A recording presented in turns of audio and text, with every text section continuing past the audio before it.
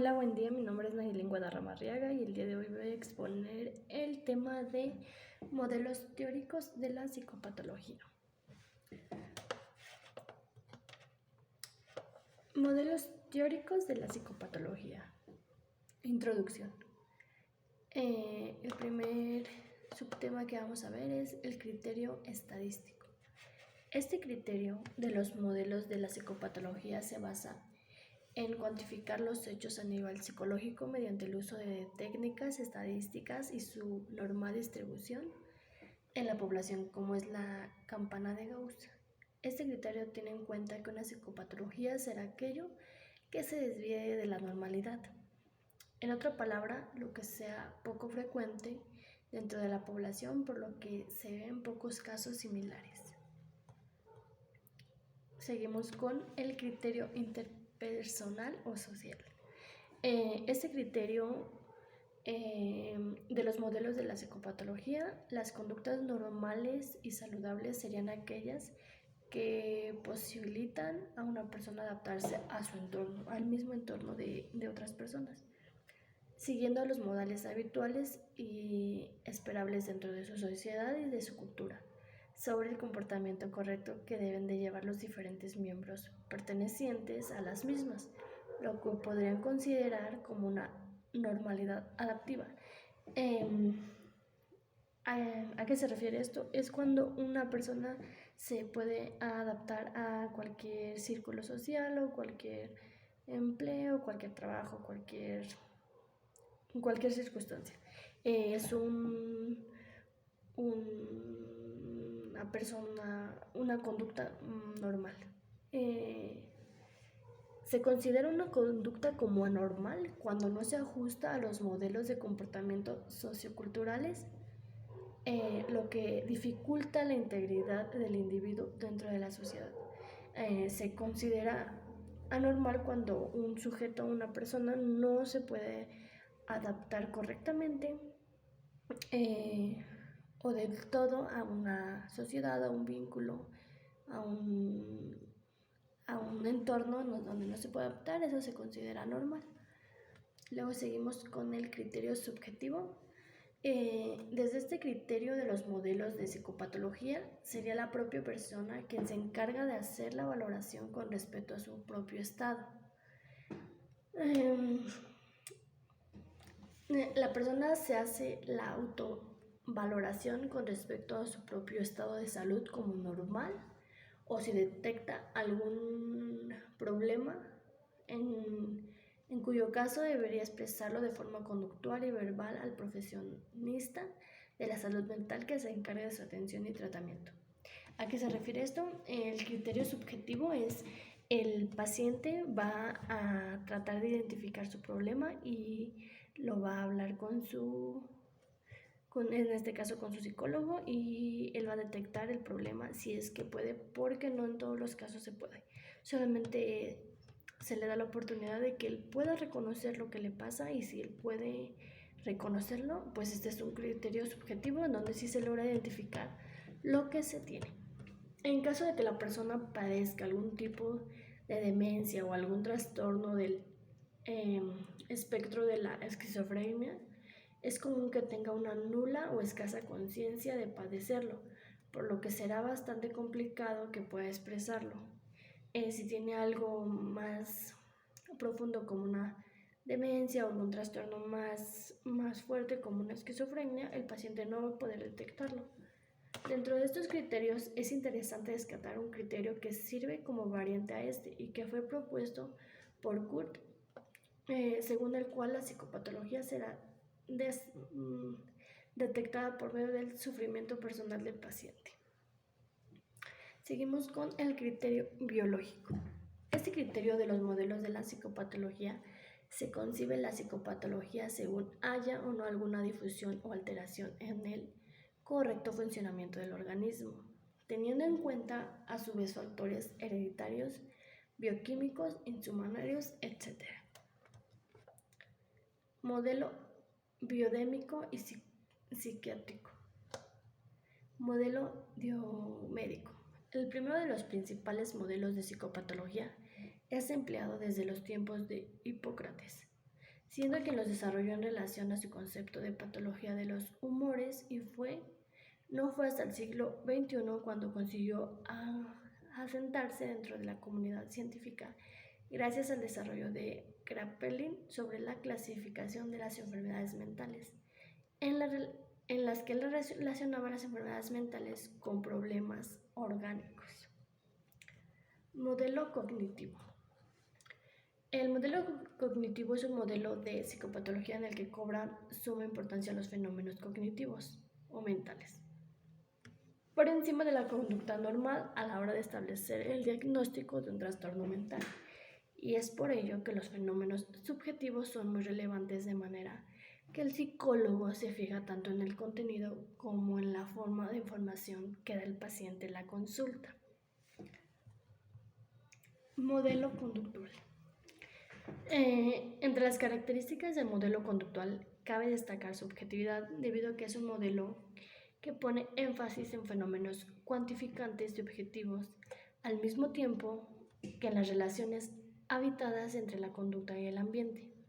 Por otro lado, este modelo rechaza el concepto de enfermedad y utiliza los principios de aprendizaje para desarrollar su base teórica, de manera que para este modelo un problema mental es aquel que se puede observar mediante conductas adaptativas que han sido aprendidas a través de los hábitos desarrollados a lo largo de los años.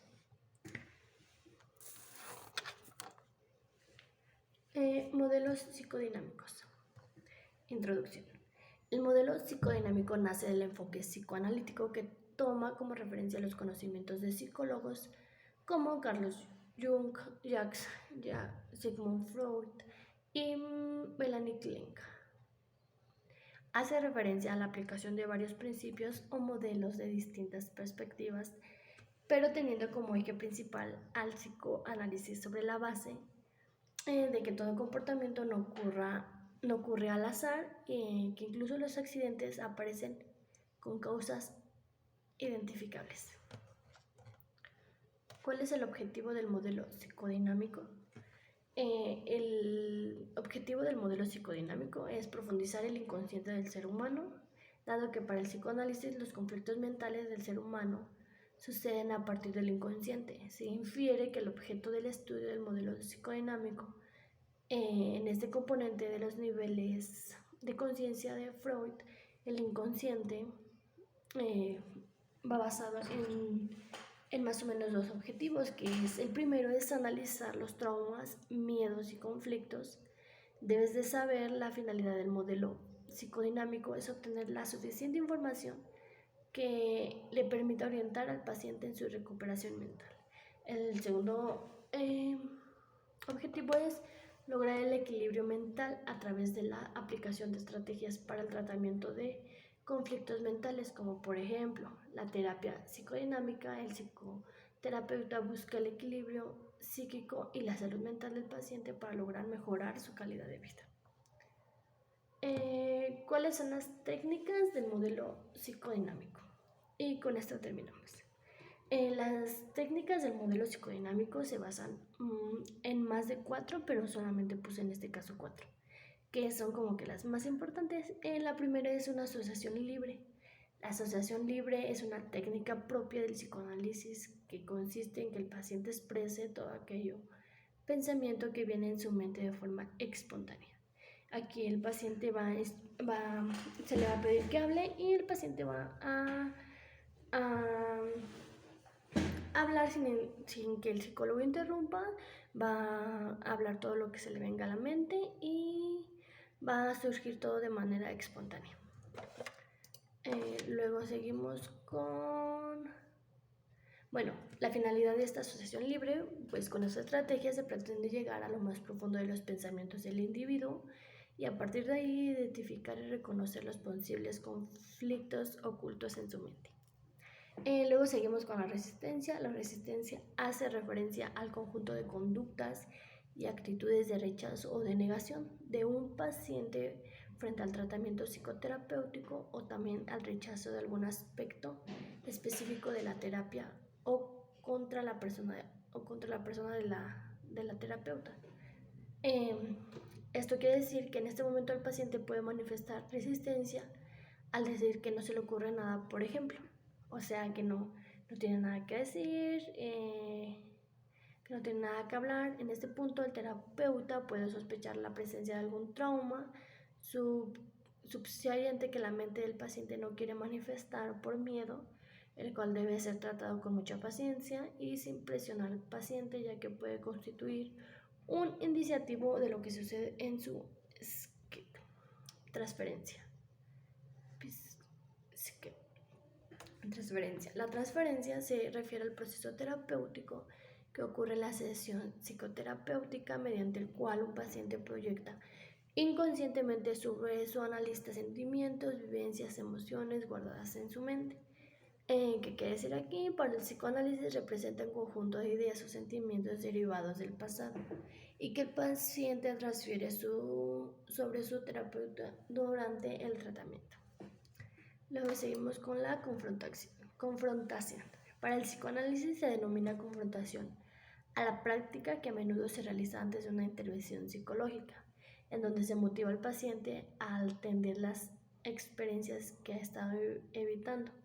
Por ejemplo, en esta técnica el psicoterapeuta intenta que el paciente perciba determinados aspectos de su comportamiento, de los cuales no se ha percatado, y esta técnica se dirige a aspectos conscientes o muy próximos a la conciencia del paciente en el preconsciente.